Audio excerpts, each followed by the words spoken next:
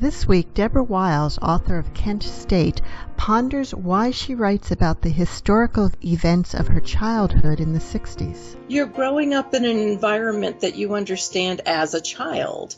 You are bombarded perhaps with lots of stimulation or sensory input or whatever it may be, but to parse that out and understand it later may be the task of a lifetime, and it has sort of turned out to be that way for me as a writer. Welcome to Writers' Voices with Monica and Caroline. I'm your host, Monica Hadley, and my mother, Caroline Kilborn, is off this week, but she will be back with us next time. And we do have a very timely topic to talk about today on Writers' Voices, as you will see as we get into it. Our guest today is Deborah Wiles. She is the author of the picture book Freedom Summer and the novels Love Ruby Lavender, The Aurora County All-Stars, and Each Little Bird That Sings, a National Book Award finalist, and A Long Line of Cakes. She is also the author of the documentary novels Countdown and Revolution, another National Book Award finalist, and Anthem. She has vivid memories of ducking and covering under her school desk during air raid drills at the time of the Cuban Missile Crisis. Deborah lives in Atlanta, Georgia. You can visit her on the web at deborahwiles.com, and that's DeborahWiles.com. And she's also on Twitter and Pinterest and Instagram. And the book that we're talking about today is Kent State, which is a book for middle grade readers, I believe. So welcome to Writers' Voices, Deborah. Thank you. I think it's, I would say because of some of the material in the book and the language, it's probably YA, young adult, like probably high school and crossover into adult, probably. So I'd say 14 and up. 14 and up, all right. Right out front for listeners. But thank you for having me. This is really going to be great. I don't often get to talk about writing and the writing process. I really am talking more about the story, which I know is important too. But yes, obviously. The process is really a huge part of the story. Well, tell us how you became so interested and involved in Kent State. And actually, some listeners might not know what is important about Kent State, what happened there. I think anyone our age will remember, but I'm not sure if people born 20, 30 years later necessarily have that same that same attachment to what happened there. Right, and the context is important, not only for back then, but for now. We have just passed the 50-year anniversary of May 4th, 1970, which was the day that the Ohio National Guard on the Kent State campus was trying to quell and contain a Vietnam War protest, and ended up over a 3-day escalation that by May 4th things had reached such a crucial cross point that the National Guard ended up firing their rifles into a huge crowd of unarmed college students, many of them teenagers, killing 4 of them, wounding 9 more, and effectively ending the 60s and beginning the end of the Vietnam War, because America was stunned. I was 16. It was actually 3 days before my 17th birthday. I lived in Charleston, South Carolina, where my dad, who was an Air Force pilot, was stationed. So we lived there for 2 years, from 68 to 70. And during that time, my dad flew so many missions to Vietnam, carrying supplies and bringing home bodies. And we 3 kids, knew that we just didn't talk about the war at the dinner table when he was even there. It was difficult for everybody. I had no real political opinions formed before this moment. I grew up in a military family and a Southern family, and for me it was very much, you learn from your parents, and it was a family full of hawks, basically. But somehow I became a dove on this day. And I remember going to school the next day, and it was all we could talk about. The nation was stunned. We were stunned. We were of an age with these kids that had been gunned down. And at the time, I couldn't have told you that this was about First Amendment rights, that this was about the usurpment of those rights, and so much more. But as I grew and became a writer at some point, that has never left me. That day, that time, and that amazement of how this could happen in America. So that's really the genesis of my remembrance of the story. I knew nothing back then except that the National Guard had fired on these students and killed them. How many of your other books are set in that same time period? That's a good question. I write a lot about the 60s because I grew up in the 60s and it was my time. And when you're a kid, you're growing up in an environment that you understand as a child. And you are bombarded perhaps with lots of stimulation or sensory input or whatever it may be. But to parse that out and understand it later is the task of adulthood. And it may be the task of a lifetime. And it has sort of turned out to be that way for me as a writer, because I write about social justice issues, civil rights issues. I write about home, family, community, connection, kinship. Everything I write most of it has a good dose of humor in it as well, but it really digs into those topics from the 60s that were so important to me as a kid that I didn't really understand and as an adult wanted to know more about. So the book Freedom Summer takes place in 1964 Mississippi, where I lived during that summertime because my parents were both from Mississippi, so we'd always go back every summer. And right up into Kent State. I mean, I've written 3 novels of the 1960s for young readers. We call them documentary novels full of primary source material. And they are really what led me into Kent State. When I got to the end of this series, I did Countdown 1962, Revolution 1964, and Anthem 1969. And I kept bumping up against Kent State. And I said, there's just no way I'm going to ever be able to write about it. It was too horrible. And then I found that there was no way I couldn't. And from the end of the book, where you're talking a little bit about you and why Kent State mattered so much to you, and how you researched it.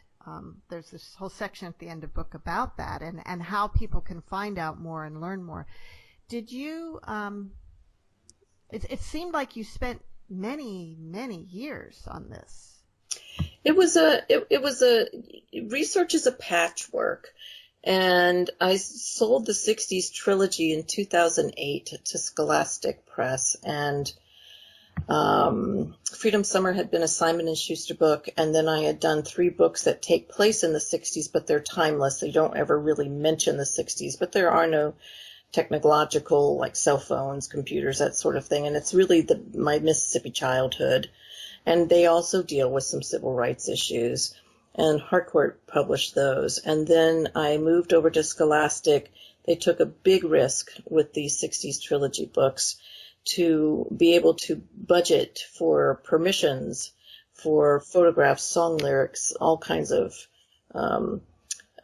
ephemera, primary source material. All this time, though, there were little bits of Kent State coming to me. So I keep a lot of my research on Pinterest.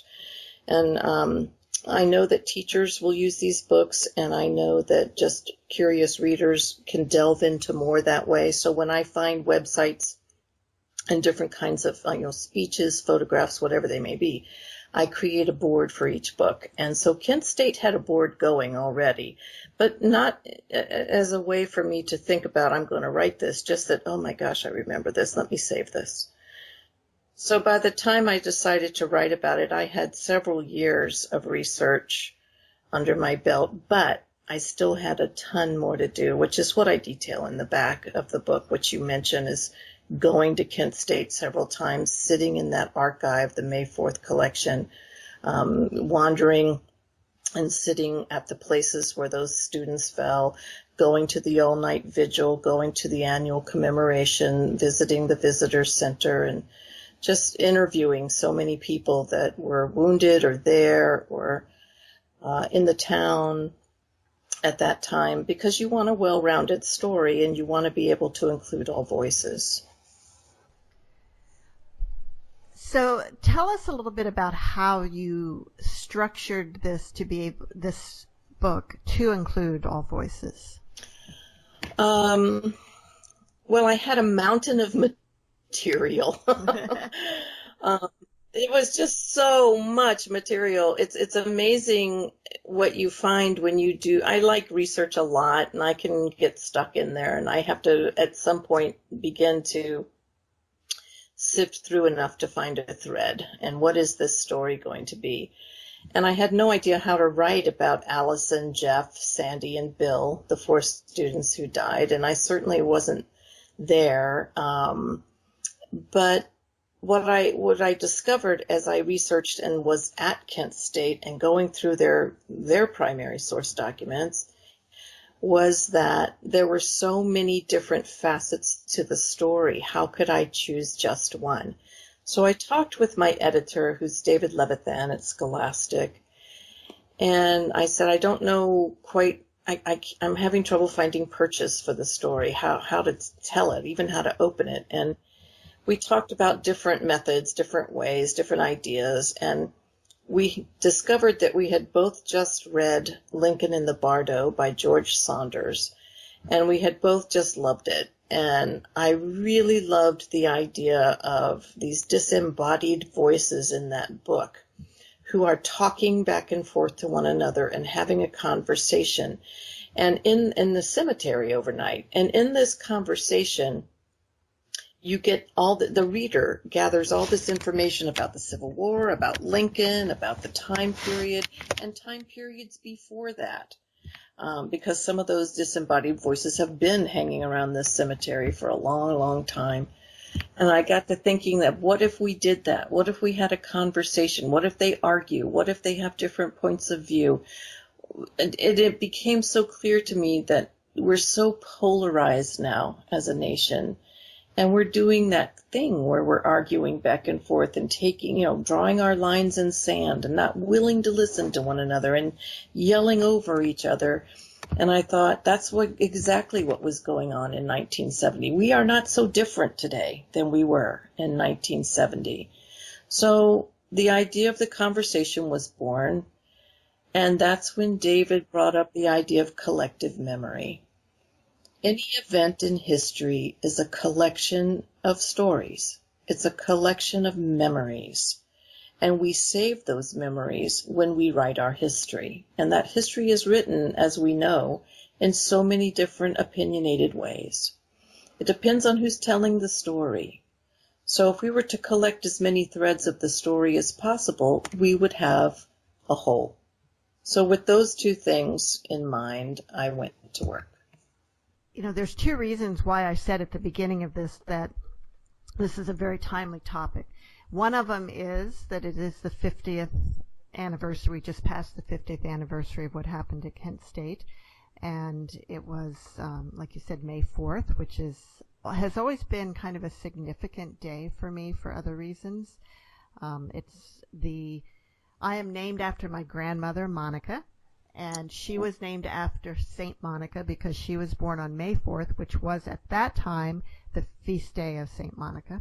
And Saint Monica was the mother of Saint Augustine, and she is known for being very patient and, what would you say, kind of praying her son out of a life of kind of bad behavior to become one of the leading founders of the church. So May 4th always resonates with me for that reason. But the other reason this is very timely is because I woke up this morning, looked on Twitter, and saw something about the president making threats about having the National Guard shoot the protesters in Minneapolis. Yep. So, have we made any progress in 50 years? Well, of course we have. We've made progress. We also just have a really long way to go in America. And, sometimes I look at the arc of history and it looks like 2 steps forward, 1 step back. And of course life is like that as well. But we happen to be living in a time right now, again, the word that keeps coming to me is polarized, but there's this phenomenon of government overreach that is dangerous, and we can see it, and I draw it in Kent State, that line from the beginning of our nation, even before that with the Boston Massacre, through Wounded Knee, and Kent State takes its place in that same place, and we can even look forward from Kent State into, and backwards to forwards, from slavery to mass incarceration, from Kent State into the Dakota Access Pipeline, to separating families from our borders, school shootings. There are just so many moments in our history where we can look back at them and see where First Amendment rights were curtailed. A democracy operates as a government of the people, for the people, by the people. And we guarantee these rights to our citizens. And as police officers, we're sworn to uphold those rights of every citizen. And the First Amendment rights in this country give us the freedom to petition for redress, to protest what we consider to be unjust laws or institutions, to say what we know to be true, freedom of speech, to print broadsheets or to investigate or to interview like we're doing right here, right now, you and me, Right. To be heard by our government. We have this program is one of those free speech moments that we are here together in. And when you squash that, you create the atmosphere you've got going on right now. When you squash that right to free speech, which is what happened at Kent State, what happened was that on April 30th, 1970, Richard Nixon, who was the president at the time, came on television to announce the incursion of Cambodia. He was widening the Vietnam War after saying he was bringing troops home. He began to widen the war and send our troops over the border from Vietnam into Cambodia to rout out the North Vietnamese, supposedly, and end the war more quickly. Students across the country and colleges everywhere began to protest because they knew that their number was up. The Vietnam draft the lottery had been instituted in December, the previous December, and all of these college deferments were up for grabs. Nobody knew if they'd be still deferred to stay in college so they wouldn't have to go overseas and go fight in the jungle. So they began protesting. It was an unpopular war. Walter Cronkite had told us we couldn't win that war. And the country had been turning as well to more people who protested and more people who were against the war than for it. So these students were out en masse, and they were creating havoc in college campuses across the country, but nowhere but Ohio was the National Guard called out.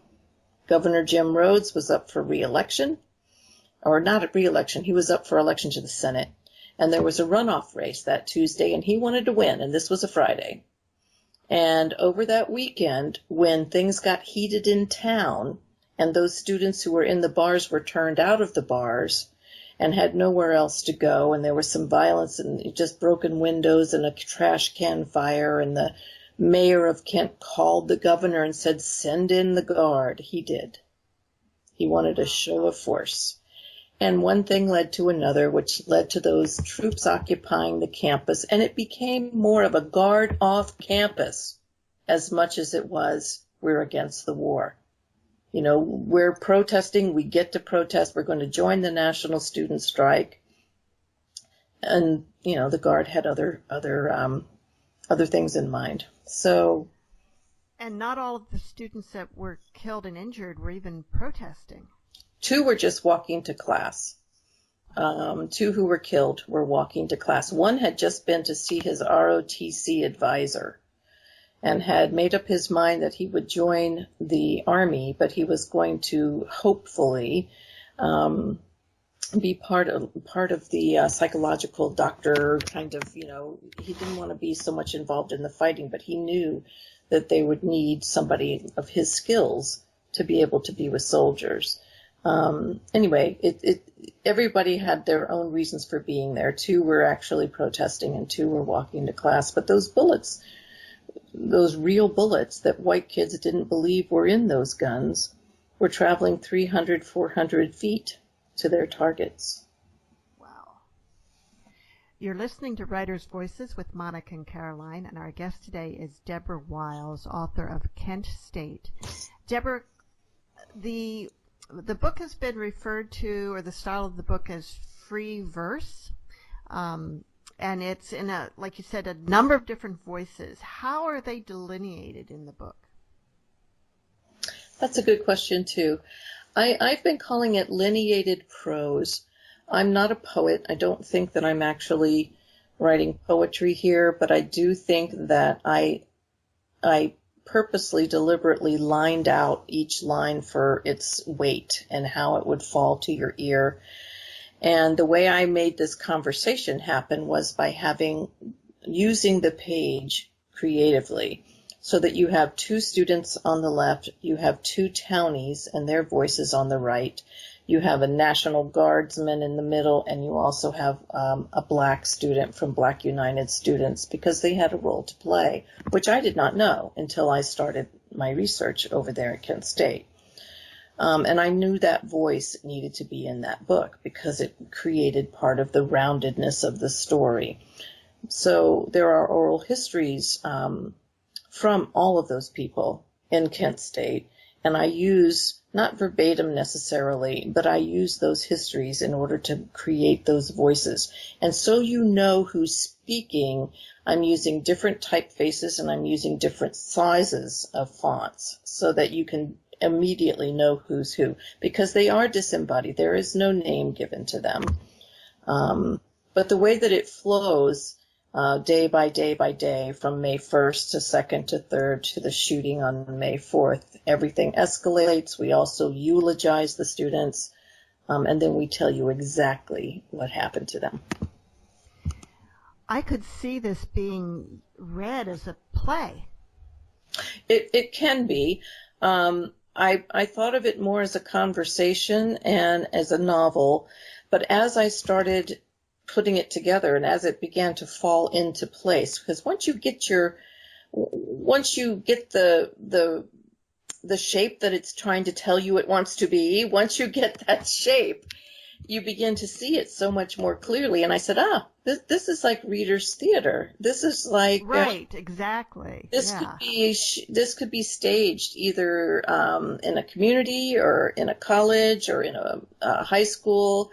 It could be even in a classroom, given different voices. And so, yes, it lends itself. And also that makes me reminds me to tell you about the audiobook of Kent State. The book read is one thing, but if you listen to the audiobook, which Scholastic Audio has done, it's stunning. It's absolutely stunning. They were able to bring all 6 voices into the studio in New York in one day, and they read this around a table and performed it. And it's absolutely riveting, and it just really brings that prose to life. So I recommend both the book and the audiobook. Now, in the book, are there illustrations and photos as well?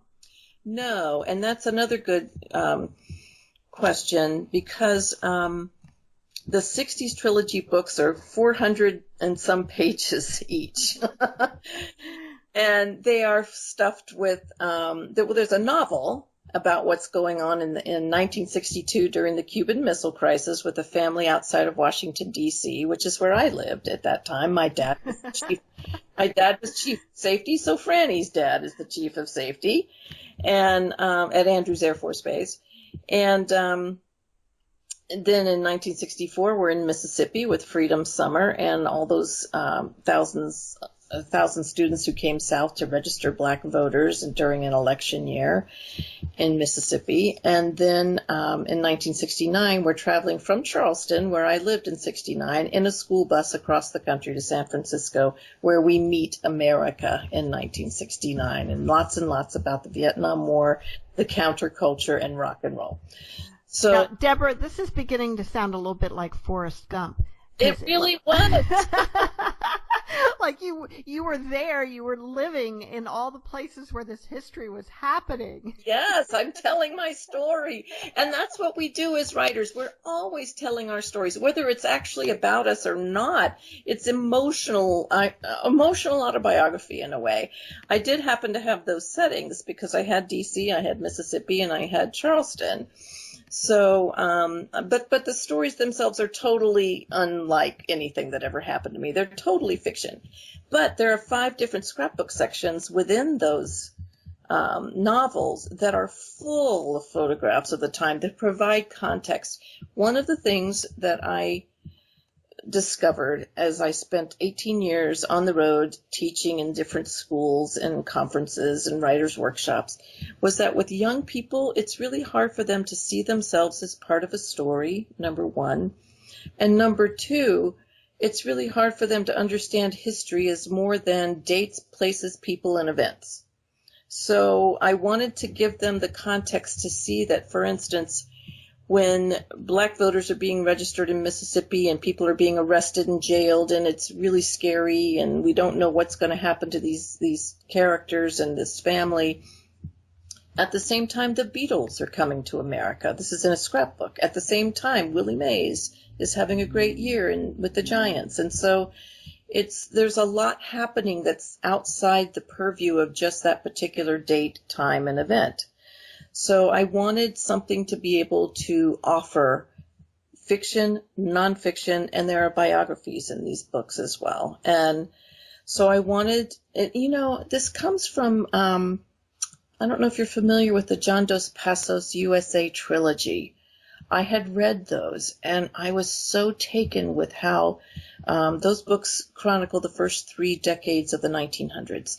And I was taken by the story itself, the camera eye, the newsreels that he puts in there, and I know that influenced me to create we're now calling a documentary novel. We had no idea what it was. It's just I just said, I want you to see it, hear it, taste it, feel it, smell it. Will you do it? And Scholastic said yes. And I was just stunned and surprised and said, let's go. So we put these big, massive books together, and Kent State is the total opposite. To answer your question, my long way around, Kent State is quietly elegant and eloquent because it's so devastating that I don't want you, number one, I don't want you to be distracted by photographs, song lyrics. Well, there are some songs that start each section, but I don't want you distracted. I want you in it. I want you right there in it. And number two, there is so much about Kent State.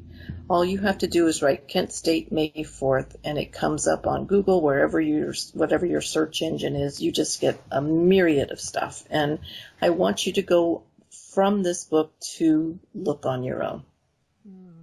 And of course, your Pinterest board for Kent State has a lot of that material too. It does. Yeah, that's a good point. And I do have that for the 60s trilogy as well. But honestly, Kent State will give you there's a bibliography there, and there's all kinds of photographs, and there's songs. There's all kinds of stuff. There are 2 or 3 boards at Pinterest for Kent State. How important was the music of the era? Well, the music of the era was kind of everything.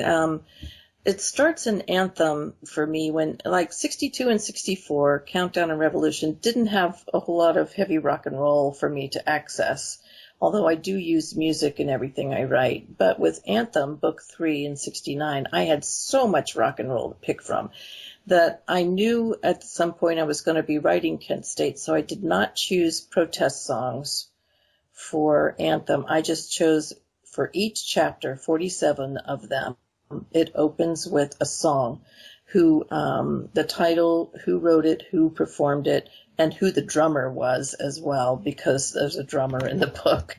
But that was hard to figure out, but that was great. That was great fun. I got to learn a lot about drummers. But by the time I got to Anthem, I decided to use that protest music. By the time I got to Kent State, I had put a Kent State still in the very last scrapbook of Anthem.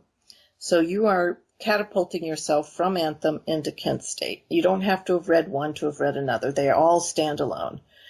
But with Kent State, I chose 7 different protest songs. And of course, the last one for May 4th is Ohio by Crosby, Stills, Nash and Young. I played that record so many times until I warped it. It was so important to me. And it came out within months of the shooting, 4 dead in Ohio. And yeah, I certainly remember that. I was younger. I was only, 11 maybe when this happened. So it wasn't quite as much of a presence for me. But certainly Ohio, and then certainly War, What Is It Good For? Oh, yeah. That was everywhere. Yeah, well, that one I used as well. And there's a song that anchors each one of the sections each day. And also the lament that begins the book, which I can read for you if you like at some point. Yeah, actually, I was just about to ask you to read from the book. So if you want to read the beginning part of it for us. I thought the beginning would be the easiest part because they're just 2 voices, and you can probably pick out those 2 voices. They're both students. The student that begins the book is basically our voice of reason. It's what happened. We need an anchor. And then you have the hot-headed student who comes in behind him, and you can hear the difference in those. And I'll just read you let's see, the song that begins the lament is I Ain't Marching Anymore. And Phil Oakes. So here it is, Kent State, the lament. You are new here, and we don't want to scare you away, but we want you to know the truth. So we will start by telling you what is most important. They did not have to die. But they did die. They were sacrificial lambs, coldly, deliberately slaughtered. No, they weren't. It was a mistake, a tragic mistake. It was calculated, planned. They were lambs. It was a tragic mistake. You don't have the whole story, and you always think you do. I know what I know. I know what they did. I know that those kids will never wear tat sleeves or gauges or listen to Motley Crue or watch Star Wars or read Harry Potter or talk on a cell phone or use a computer or play video games or realize the Vietnam War is over and their unwilling, unknowing, unplanned for sacrifice helped it come to an end. Yes, it's a tragedy. And now there are other wars, more wars, war after war after war. War is never over. It's over if we want it to be. War is never over. John Lennon said it was. War is over if you want it. It's in a song he and Yoko wrote in 1971. Too late for Allison, Bill, Sandy, and Jeff to hear it. Are we going to argue again? Yes. We always argue when we speak of the killings. Let's try not to argue. Let's tell it the way we remember it, all of us. Because look, we have someone new here, someone new to listen to us. I see that. Hail, young friend. You are a feast for heart-sick eyes.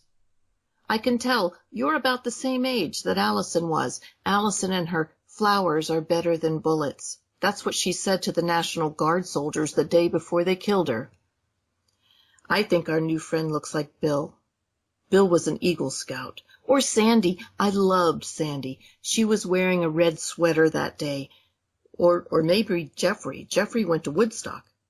And then on May 4th, 1970, less than a year later, he was shot through the mouth and killed instantly. I loved Jeffrey so much. I loved them all. I did too, of course. 9 were wounded. Don't forget them. I can't forget them. Or us. We were all wounded that day. Yes, yes, we all bear the scars of that day. Our country bears the scars of that day. We are forever heartsick. Yes, so let's tell the story one more time for our new friend. Let's try not to argue. I can try not to argue so long as you don't invite the others. The others will come. They always come when we remember. I tell them they are part of the story, even when they disagree with me. I disagree with you. We won't be able to stop them from coming. The ones who think those 4 deaths were justified. The ones who think more kids should have been shot, killed. I hate them.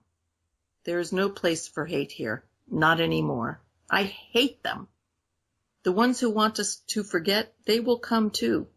The ones who tried to erase the fact that grown-up America killed its children in 1970 and never apologized for it, I hate them. Tell the story then. This is a place for remembrance and for sharing what we remember so it won't happen again. I'll stop there.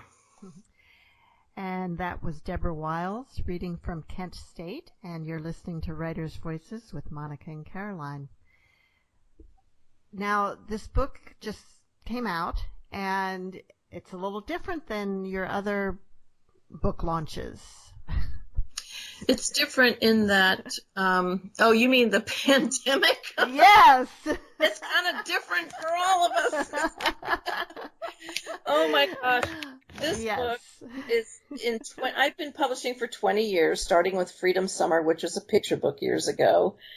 And Kent State is the newest title. And this is the first book for which my publisher decided this was going to be one of their lead titles. And we were going to have a national tour for this book. And we were just going to be out there in the biggest way because it was such an important story and so necessary to be told. And truth, in the back of this book, there's a huge call to action for young people. So I wanted to be out there with those young people and with their grown-ups, their adults, and telling them enough is enough. You know, let's change the world. And then 2 weeks before the tour started, boom. No more tour. I know, it was just, oh my gosh. And I have allowed myself to be sad about that. I've allowed myself to mourn the fact that there's nothing like being face to face with your readers and with the public and with booksellers who are so dear to me and hand sell books right and left for their audience. To be in Ohio, I was going to be in Kent on May 4th and be there with my now friends I have made there over the years. And I mean, just traveling the country at festivals, conferences, libraries, bookstores, schools, none of which are available right now. I also have allowed myself, and it's impossible not to see the tragedy that we're living through right now and to see how difficult it is and how much we need one another and how we are finding our way to one another now in this COVID time. We're coming together state by state, sometimes community by community, and sometimes because we feel our national leadership is so scattered on this issue, just as it was in 1970. But we are doing it, much like college students came together to protest the Vietnam War after Nixon's announcement of the invasion of Cambodia. I mean, there are reasons that we do what we do, and we are communal people, and we are going to get through this. And it's the saddest, most, it's unbelievable. It's unbelievable what's happening. And yet it's happening. And so I think we're at a point now, it feels to me, with me in mind anyway, we've all gathered together to stay as close as possible. And we're in a new place now of, okay, we're in it now. And what do we need to do in order to take care of one another and others? So I just feel like I've been able to put it in perspective and understand that I don't really like the phrase "we're all in this together" because everybody's in it in a different way as well. You know what I mean? It's like some people. Well, some people are pretending nothing's happening. Yeah, that too. And that's a newer development. In the beginning, Yes, it yeah, wasn't that way. In the beginning, it was more like, rally round the wagons, boys. And it was very different from, and again, this speaks to the polarized nature of our, our, our country right now, basically, and our politics. So, yes. it's really a divisive time, and come November, no matter what the outcome is in November, it's going to continue to be a divisive time because it's just gonna. And what is it we're going to do, to change that? And in basically, we did rise up in 1970. The young people of my generation ended the Vietnam War. We raised the voting age or lowered, the voting age to 18, because if you were going to be drafted, you should at least be able to vote. We made noise, and we understood that when you can't hear each other, you create an atmosphere of violence and fear. And we're looking at that right now again. Well, one of the things that had puzzled me for a long time was as we moved forward and that generation became kind of the establishment, Yeah. why things didn't change more in the establishment, because now these people who had been the hippies and the rebels had the power, except what I came to realize finally was that a huge portion of that generation never rebelled, never wanted the change, and they're the ones who mostly ended up in power later. Yeah, that's a really good observation. That's mine as well, partly. This is very complex, and it's really a complicated issue. When I began to research for Anthem, and of course there's a big hippie population in Anthem, and that bus travels to the New Buffalo commune in New Mexico, where everybody wants to change the world, and many other places along the way, including some very straight white bread places, including some Mississippi places that aren't so. And that book follows lots and lots of issues from the 1960s, but it's very clear that the hippie population wasn't as huge as we all think it was, and it wasn't as inclusive as we all think it was, and it was also extremely hard, which is why places like New Buffalo really don't exist anymore in the way that they had existed in the 60s, because it's really hard to create a life out of nothing and to be self-sufficient. Self-sufficiency is a direction. It's actually not the goal. You're not going to be able to do that. But the peace, love, and free love and whatever, it's still there. I have it. It's still inculcated in those of us who grew up in that time and really, really believed that one person could change the world. I still believe one person can change the world, because the outgrowth of that is the next person, and the next people that change the world. But it's hard. It's a hard way to move forward when you aren't able to be inclusive. And part of my work is always about trying to figure out how people who aren't inclusive can become that way, or actually being able to speak to young people and say, hey, here's a path. Here's a path. And here's a path to peace. Here's a path to inclusivity. Here's a path to diversity. Here's a path to being able to work together even if you disagree. Here's a path to being able to put people first. So, and then there's also just political and cultural things that happened through the years with administrations that were dismantling business, administrations that were giving all the power to business and corporations and making them people. And, there is and always has been an element of greed and an element of me first. And we deal with that too. This is really kind of how people change and grow and develop and grow up. So I think our country has to do the same. It's painful. It is. What are some of the things that give you hope, though? Like, for example, the kids from Parkland. Oh, yeah, they're great. Yeah. And there are a lot of those. Greta is great, and her Yes. climate change. Yeah. And she's rallying people around her. And what I say in Kent State is it is the young who changed the world. We did, we do our part, and you and I aren't done yet, What we're I doing hope not. what we're doing right here is part of that, because you're offering up that path. You're offering up another way to look at things. You're offering up our history. You're offering up the history that can change ahead of us.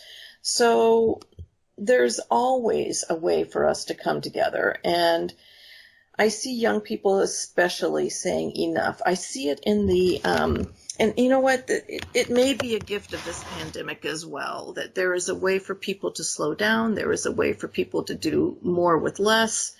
There is a way for people to realize what's important to them. And there is a way to make change. And it's a tragic way to have come to it. But it's also, I wrote a book called Each Little Bird That Sings, where there's Uncle Edisto says, open your arms to life and let it strut into your heart with all of its messy glory that you can't have up without down, yes without no, death without life. And life is lived in the opposites. So we've got a heck of a lot of opposites that we're looking at right now. And what do we choose to do with them? I totally agree. We have the choice to come out of this better, stronger, particularly, our economic structure seems like it is so fixed and so difficult to change, but it suddenly roared to a stop. Yeah. And so do we just restart it the same way it was? Or do we look and say, oh, okay, things got torn down. We need to rebuild it. Is there a better way? It's like we have these voices that come into our every generation. Remember Steve Jobs and Apple, and here's to the odd ones and the creative ones. And I don't know that off the top of my head, but I mean, we have moments where we stop too. And this is one of those moments. It's like full stop. And we see who's essential.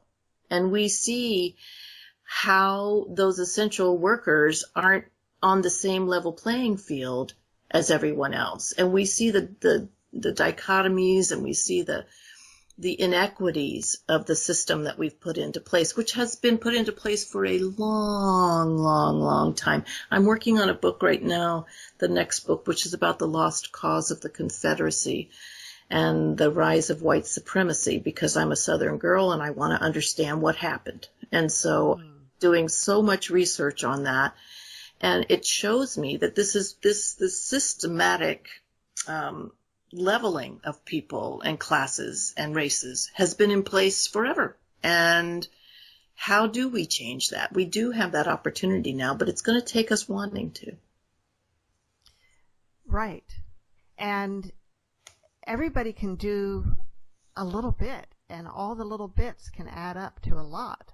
That's what I think too. And I think that your little bit, and there's one other thing that occurs to me as you say that, is the little bit does not have to be standing on that police line, but it can be. It doesn't have to be. I mean, here are the things. You can be a peaceful person. You can be a good parent. You can be who's always striving to be better. You can be somebody who wants to learn and is curious. You can be somebody who's writing about these issues. You can be someone who's on the radio talking to people about these issues and being able to get it out to that public that's able to do good work in the world. So I just feel like it's not for me, and I don't think it's right to say you have to do it this way, but I do think that doing something is the important thing, whatever that something for you is. You're listening to Writers' Voices with Monica and Caroline, and our guest today is Deborah Wiles, author of Kent State. Deborah, one thing I've seen recently on Twitter is people of privilege, which is mostly white people, committing to standing up as a witness when they see police officers interacting with people of color. Mm-hmm. Just being there, witnessing. Mm-hmm. And being able to do that is huge. It's huge. And it also, there's a whole reckoning going on right now, and I see it in children's books particularly because that's the field I work in.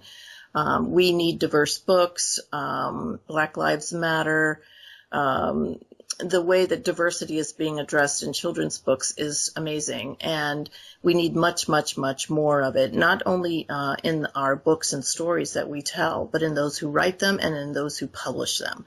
So we need that. And I think we're working toward that, and I think that it's a long road for various reasons. But I do feel like it has made me a better writer to have put myself into that space of, for instance, with Kent State, as soon as I found Black United Students, which was an organization at Kent, still is, but it was in 1970, and it was a pretty newly formed one then, I knew that I had an angle to that story that needed to be told. And over again in oral histories and in interviews I did, African American students back then and who are adults now were saying to me, we knew there were bullets in those guns. You see a white man standing there with a rifle and you don't think there are bullets in those guns? Of course there were. We were told to stay away from the Commons on May 4th, and we did. And when you talk about privilege, I don't even know if that's the right word here, but white students who were the ones on the Commons were all, they have blanks in those guns, or they don't have ammunition in those guns. They didn't believe that they would have bullets. And one of the things I heard over and over again in interviews is, I can't believe they shot those white kids. You know? Yeah. And if it had been 4 black students who had died, would the outcry from the nation have been the same? Well, you can see that 11 days later with Jackson State in Mississippi, where 2 students were killed by the police over an uprising on their campus. One was in high school and was visiting, and I think it was 9 or 11 others, 12 I think, were injured with a huge police blast. 40 or more policemen with guns were shooting into this crowd of young people because they had heard that there was unrest at the college, and they decided there was a shooter up on the other floor. But you know what? You don't see that. You don't see that as much as you do see Kent State. However, Kent State includes Jackson State every single year on May 4th at their commemoration of May 4th. They read the chronology of Kent State, but they also read the chronology of what happened at Jackson State. And starting year before last, they are now reading the chronology of what happened at South Carolina State in Orangeburg in 1968. So and I don't know anything about either of those. Well, Jackson State or South Carolina.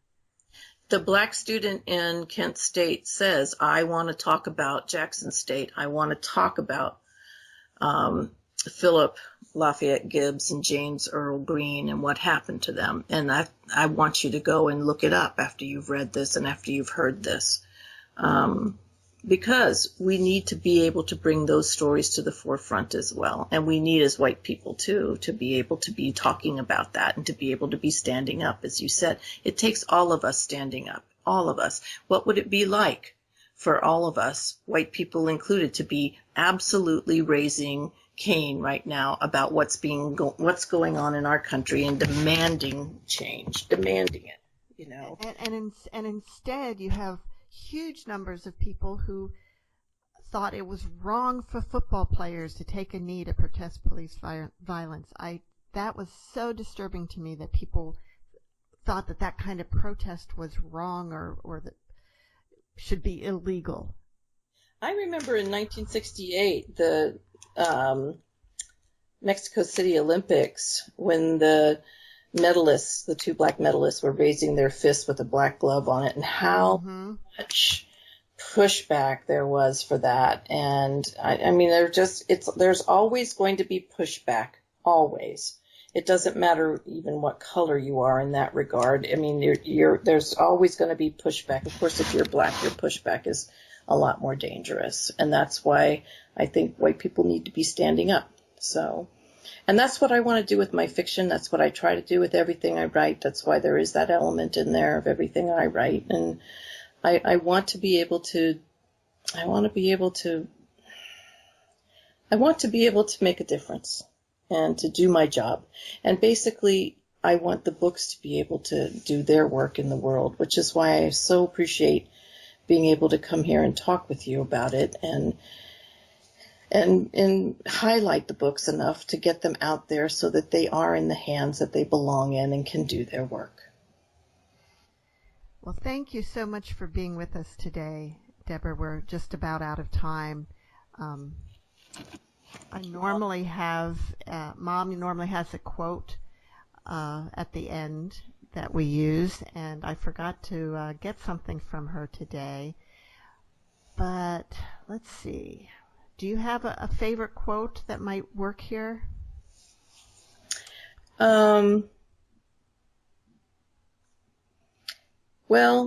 we can go back to Edwin Starr. War, what is it good for? Absolutely nothing. And peace to Yeah. you So, and all your listeners. well, Deborah, as we're wrapping up, what are you working on now? The Lost Cause of the Confederacy Cause, right. and the Rise of White Supremacy, which will be a novel for young adults. It'll be a companion to Kent State in its way. I have no idea what I'm doing right now. Don't ask me. But how long does each project take for you? It just depends. Kent State was a few years in the writing, much more than the researching. I've had a book take a year, and I've had a book take 15, and even more. I have a picture book coming out about Rachel Carson, who was always a hero of mine, in September. And when that book comes out, that's going to be a Random House book. It will have been over 20 years that I've been trying to tell Rachel Carson's story. So books just take the time they're going to take, and they reveal themselves to you as they're ready. Well, we didn't get a lot on your process, so just last little quick minute. Do you have like set hours that you work, or is it more free form for you? It's different with each book. Some books really require you showing, I call it suit up and show up every day. and certainly with every single book, when I'm in the throes of the deadline space and revision, I'm there every single day for very long hours. My husband pries me out of the chair at the end of the day, and we go for a walk if I'm lucky. But I do have to take space of time, where I'm not there every day sometimes. I feel like you're writing when you're not at the page. You're writing when you're in it, and walking the mountain or working in the garden or hanging with the kids or whatever it is, your undermind is working. So there's not a set particular way that I work, but I work. I show up. You suit up and show up. Suit up and show up. Well, thank you, Deborah, and we'll look forward to your future books, and I'm going to check out some of your past ones as well. Well, Monica, it's a pleasure to talk to you. Thank you so much for having me. I appreciate it. Thank you, and see you all next week on Writers' Voices.